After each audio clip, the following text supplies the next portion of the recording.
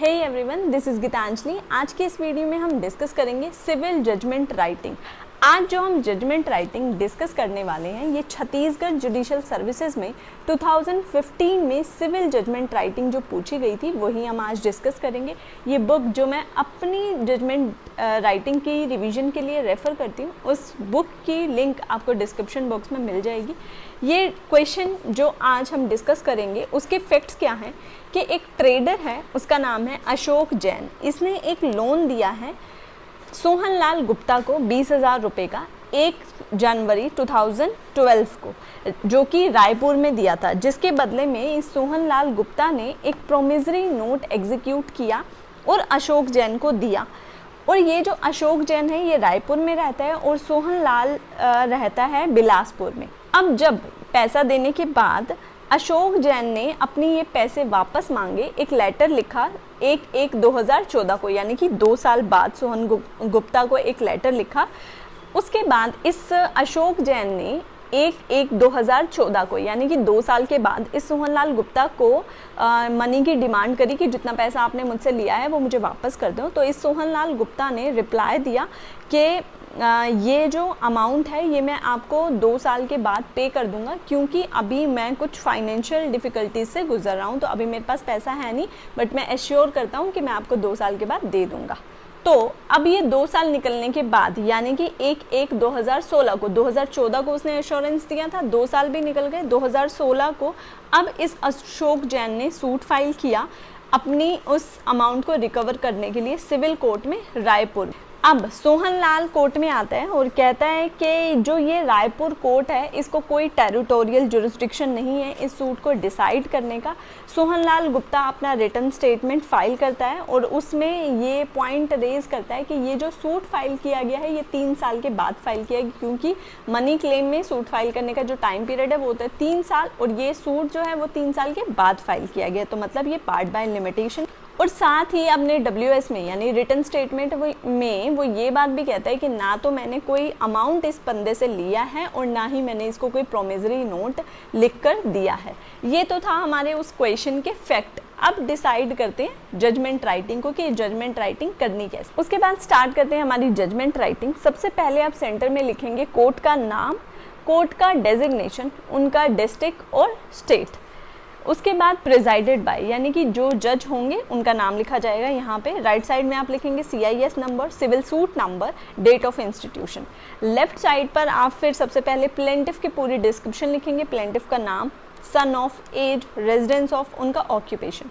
उसके बाद वर्सेस, फिर आप डिफेंडेंट की पूरी डिटेल्स लिखेंगे, डिफेंडेंट का नाम, डिफेंडेंट के फादर का नाम, उनकी एज, उनका रेजिडेंस ऑफ। उसके बाद आप दोनों के काउंसिल लिखेंगे कि प्लेंटिफ के साइड से कौन काउंसिल आ रहे हैं और डिफेंडेंट के साइड से कौन काउंसिल आ रहे हैं। उसके बाद आप सेंटर में लिखेंगे जजमेंट, जो कि कैपिटल लेटर्स में लिखा जाएगा। उसके बाद लिखा जाएगा कि किस दिन ये जजमेंट प्रोनाउंस किया गया।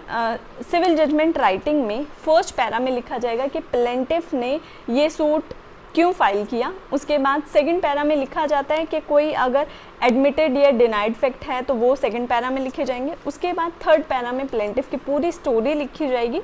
फोर्थ पैरा में डिफेंडेंट ने अपने WS में क्या कहा वो बातें लिखी जाए। उसके बाद फिफ्थ पैरा में एक टेबल बनाकर इश्यूज बनाए जाएंगे। चलिए स्टार्ट करते हैं। फर्स्ट पैरा में हम लिखेंगे कि प्लेंटिफ ने ये सूट फाइल किया है डिफेंडेंट के अगेंस्ट, क्योंकि उसने डिफेंडेंट को 20,000 रुपये दिए थे एक प्रोमिसरी नोट के बदले में। उसके बाद सेकंड पैरा में, क्योंकि इस क्वेश्चन में कोई भी एडमिटेड फैक्ट नहीं है तो हम सेकंड पैरा में यही लिख देंगे कि इस केस में कोई भी एडमिटेड फैक्ट नहीं है। उसके बाद पैरा नंबर 3 में प्लेंटिफ की पूरी स्टोरी लिखी जाएगी कि प्लेंटिफ का केस क्या है कि 1/1/2012 को उसने 20,000 रुपये डिफेंडेंट को रायपुर में दिए थे, जिसके बदले में डिफेंडेंट ने उसे एक प्रोमिसरी नोट दिया था। जब प्लेंटिफ ने ये एक रिटन लेटर लिखकर डिफेंडेंट से 1/1/2014 को, यानी कि 2 साल बाद जब उससे पैसे मांग, तो उसने एश्योरेंस दिया प्लेंटिफ को कि वो 2 साल के बाद उसे पैसे पे कर देगा, क्योंकि अभी उसके पास पैसे नहीं है, वो फाइनेंशियल डिफ़िकल्टी से गुजर रहा है। तो अब वो 2 साल निकल जाने के बाद भी ये प्रेजेंट सूट, ये वाला सूट प्लेंटिफ ने फाइल किया है।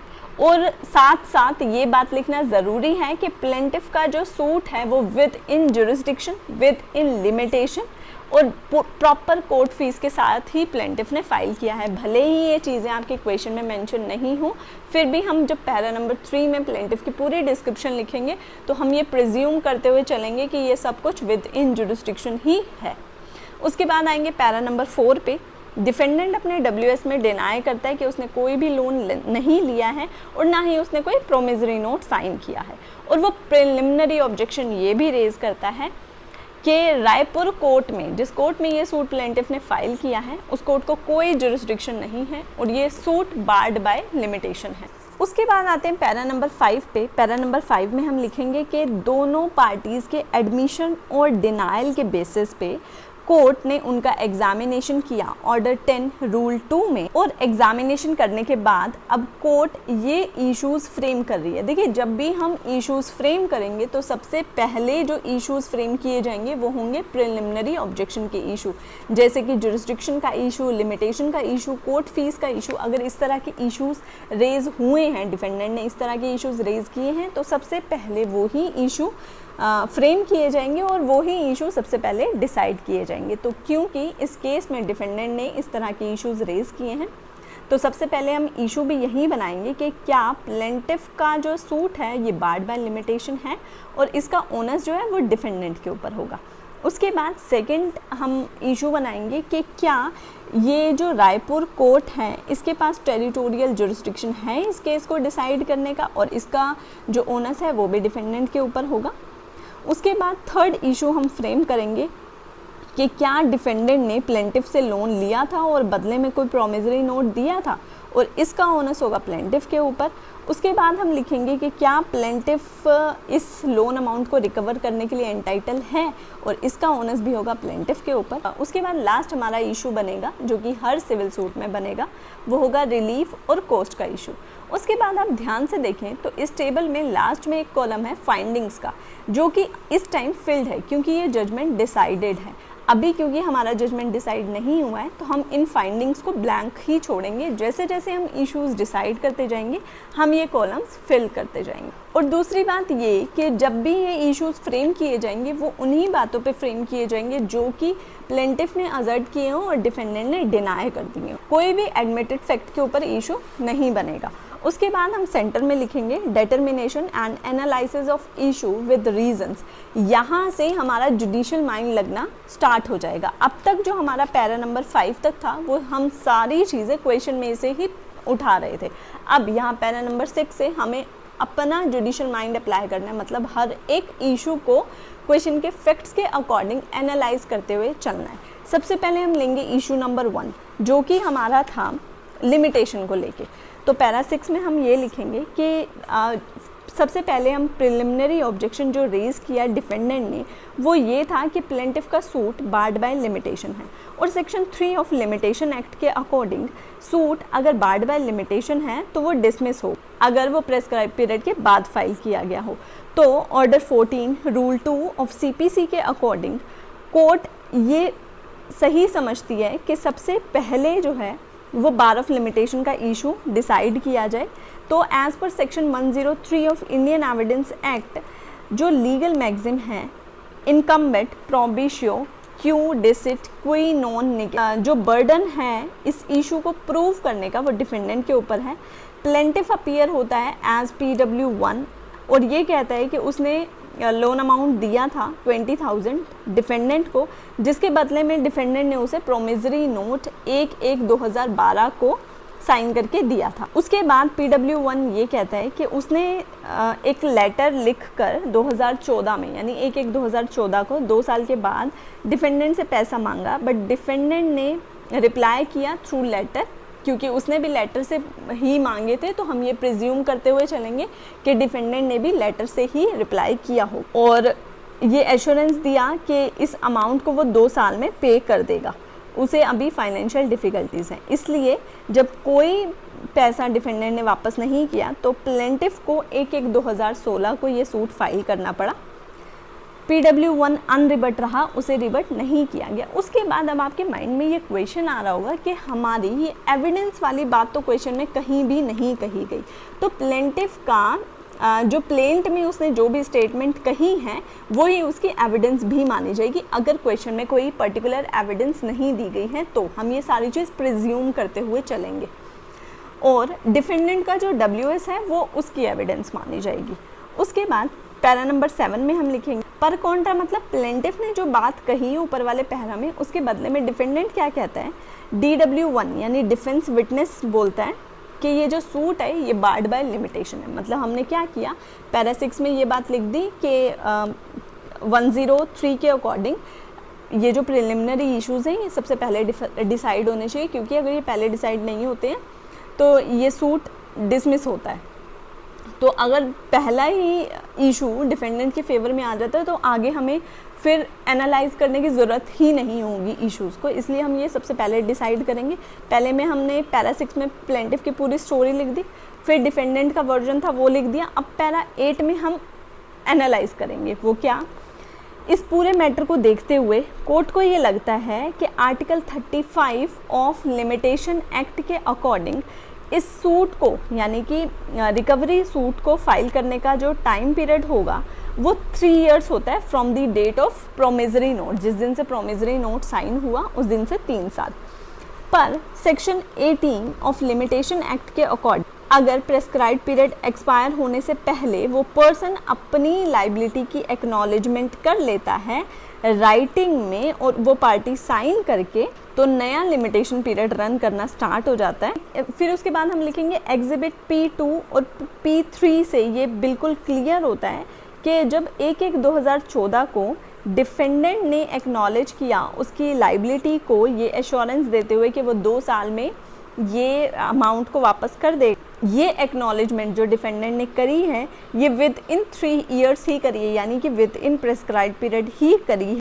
और ये जो एग्जिबिट P1 है यानी कि प्रोमिसरी नोट जो है ये एग्जीक्यूट किया गया था 1/1/2012 को।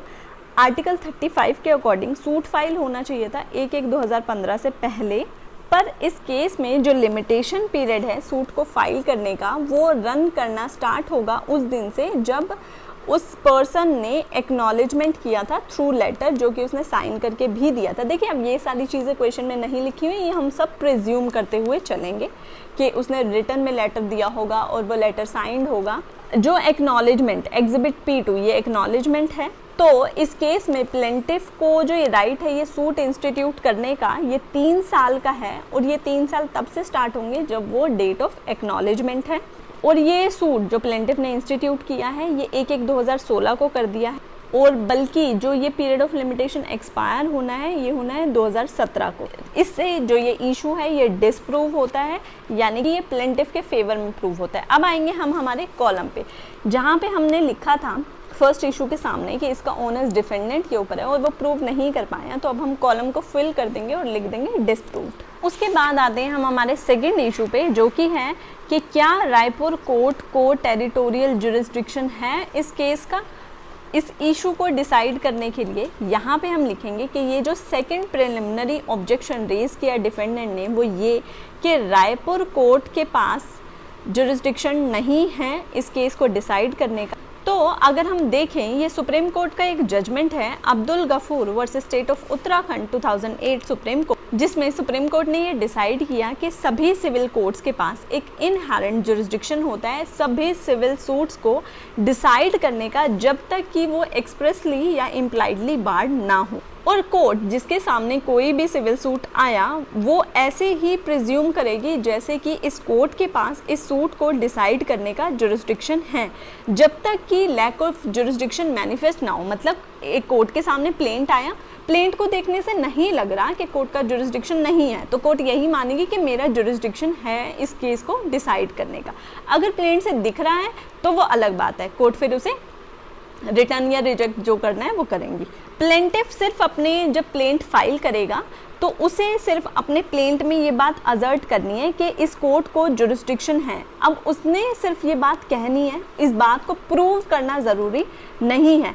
उसके बदले में अगर डिफेंडेंट ये ऑब्जेक्शन रेज करता है कि इस कोर्ट को जुरिस्डिक्शन नहीं है, तो उसे यानी कि डिफेंडेंट को इस बात को कोर्ट में प्रूव करना होगा कि कोर्ट के पास जुरिस्डिक्शन नहीं। इसीलिए इस लैक ऑफ जुरिस्डिक्शन को प्रूव करने का बर्डन डिफेंडेंट के ऊपर है। उसके बाद आते हैं हम नेक्स्ट पैरा में हम लिखेंगे, उसके बाद आते हैं हम नेक्स्ट पैरा में, यहाँ पे हम लिखेंगे section 20 clause C of CPC के अकॉर्डिंग उस कोर्ट के पास ज्यूरिसडिक्शन होगा जहाँ पर कोज ऑफ एक्शन होली या पार्टली अराइज हुआ। और यहाँ पर प्रोसिक्यूशन विटनेस 1 की टेस्टिमनी से ये बात क्लियर है कि ये जो लोन ट्रांजैक्शन में ये दोनों एंटर हुए ये रायपुर में हुए और ये ही प्लेस है जहाँ पर प्रोमिसरी नोट एग्जीक्यूट हुआ। और प्रोमिसरी नोट एक तरह का कॉन्ट्रैक्ट ही है। अगर डिफेंडेंट इस प्रोमिसरी नोट को साइन करने के बाद इस अमाउंट को पे नहीं करता तो मतलब कि उसने इस कॉन्ट्रैक्ट को ब्रीच किया है। जहाँ पे कॉन्ट्रैक्ट के केस में क्या होता है, जहाँ पर ये कॉन्ट्रैक्ट एंटर किया गया वही प्लेस माना जाएगा कि इसका कोज ऑफ एक्शन अराइज हुआ। तो इस केस में ये जो कॉन्ट्रैक्ट था प्रोमिसरी नोट का ये एंटर हुआ रायपुर में, तो मेनली रायपुर की कोर्ट को ही इस केस को डिसाइड करने का जुरिसडिक्शन है। इसीलिए इशू नंबर 2 भी डिसप्रूव होता है जो कि डिफेंडेंट को प्रूव करना था। उसके बाद आते हैं हम नेक्स्ट इशू पे, जो कि है कि क्या प्लेंटिफ ने कोई लोन अमाउंट डिफेंडेंट को दिया था और उससे प्रोमिसरी नोट लिया था। उसके बाद नेक्स्ट है कि क्या प्लेंटिफ एंटाइटल है इस लोन अमाउंट को रिकवर करने के लिए। तो हम इन दोनों इश्यूज को साथ में लेकर चलेंगे। अब यहाँ नेक्स्ट पैरा में हम लिखेंगे कि कोर्ट के सामने ये क्वेश्चन है कि क्या डिफेंडेंट ने ये प्रोमिसरी नोट प्लेंटिफ के फेवर में एग्जीक्यूट किया था, और इस बात को प्रूव करने का ओनस जो है वो प्लेंटिफ के ऊपर होगा। प्लेंटिफ PW1 अपीयर होता है और वो कहता है कि उसने 20,000 रुपये डिफेंडेंट को दिए थे 1/1/2012 को, और उसके बदले में डिफेंडेंट ने promissory note exhibit P1 execute किया था और PW1 की टेस्टिमनी अनरिबट रहती है। ये चीज़ भले ही क्वेश्चन में नहीं लिखी, बट क्योंकि नहीं लिखी तो हम ये प्रिज्यूम करते हुए चलेंगे कि ये अनरिबट ही रहा होगा। उसके बाद नेक्स्ट पैरा में लिखेंगे पर कॉन्ट्रा, मतलब इसके बदले में डिफेंडेंट ने क्या कहा। डिफेंडेंट विटनेस 1 आया, यानी कि डिफेंडेंट खुद आया और वो डिनाई करता है कि उसने कोई प्रोमिसरी नोट एग्जीक्यूट ही नहीं किया था। उसके बाद नेक्स्ट पैरा में अब यहाँ पे जुडिशियल माइंड लगेगा, वो ये कि section 4 of negotiable instrument act के अकॉर्डिंग प्रोमिसरी नोट एक ऐसा इंस्ट्रूमेंट है जिसमें एक अनकंडीशनल अंडरटेकिंग होती है, जिसे कि जिस पर्सन ने बनाया है वो साइन करेगा एक सर्टेन सम ऑफ मनी के लिए। क्योंकि प्रोसिक्यूशन विटनेस 1 की अनरिबटेड टेस्टिमनी से और एग्जिबिट P1 से, एग्जिबिट P1 क्या है, प्रोमिसरी नोट, ये क्लियर होता है कि डिफेंस विटनेस 1 यानी कि डिफेंडेंट ने एक इंस्ट्रूमेंट जो कि प्रोमिसरी नोट था वो एग्जीक्यूट किया था 20,000 रुपये का प्लेंटिफ के फेवर में। उसके बाद ये जो एग्जीक्यूशन है जिसे अब ये डिनाई कर रहा है, ये कंफर्म होती है जब उसने उस प्लेंटिफ के लेटर का रिप्लाई किया था जिसमें उसने लिखा था कि अभी वो पैसे नहीं दे सकता क्योंकि वो अभी फाइनेंशियल डिफ़िकल्टी से गुजर रहा है और 2 साल बाद दे देगा। ये फैक्ट जो है, जो उसने ये एडमिशन किया, ये रेलेवेंट है section 9 of Indian evidence act में, क्योंकि ये सपोर्ट कर रहा है कि हाँ इस पर्सन ने कोई प्रोमिसरी नोट एग्जीक्यूट किया। साथ ही ये जो एग्जिबिट P2 है ये रेलेवेंट है under section 8 of Indian evidence act as a subsequent conduct of plaintiff. Exhibit P2 क्या था, जो कि प्लेंटिफ ने डिमांड करी थी उन पैसों की रिटर्न लेटर से, वो ये प्लेंटिफ के सब्सिक्वेंट कंडक्ट को बताता है कि उसने जब पैसे के लिए मना किया तो उसने रिटर्न में लेटर उसे भेजा, और ये रेलेवेंट होगा सेक्शन 8 में। उसके बाद section 118 of negotiable instrument act के अकॉर्डिंग कोर्ट शैल प्रिज्यूम करेगी, मतलब कोर्ट बाउंड है ये प्रिज्यूम करने के लिए कि प्रोमिसरी नोट एग्जीक्यूट हुआ था कंसीडरेशन के लिए, यानी कुछ पैसे का लेन देन था तभी प्रोमिसरी नोट एग्जीक्यूट किया गया। अब ये प्रोमिसरी नोट एग्जीक्यूट अगर नहीं हुआ तो इस बात का जो बर्डन है वो डिफेंडेंट के ऊपर है कि वो इस बात को कोर्ट में प्रूव करे, पर डिफेंडेंट इस तरह का कोई एविडेंस कोर्ट में पेश नहीं कर पाया, तो उसकी ये प्ली कि उसने ये एग्जीक्यूट नहीं किया एक्सेप्ट नहीं की जाती, और साथ ही अगर वो ये कहे कि मैंने ये प्रोमिसरी नोट साइन भी नहीं किया तो ये भी एक्सेप्ट नहीं किया जाता। तो इसीलिए कोर्ट ये हेल्ड करती है कि जो ये डिफेंडेंट है इसने प्रोमिसरी नोट एग्जीक्यूट किया 20,000 रुपये के कंसिडरेशन के लिए, और इस पे इस डिफेंडेंट के सिग्नेचर भी हैं।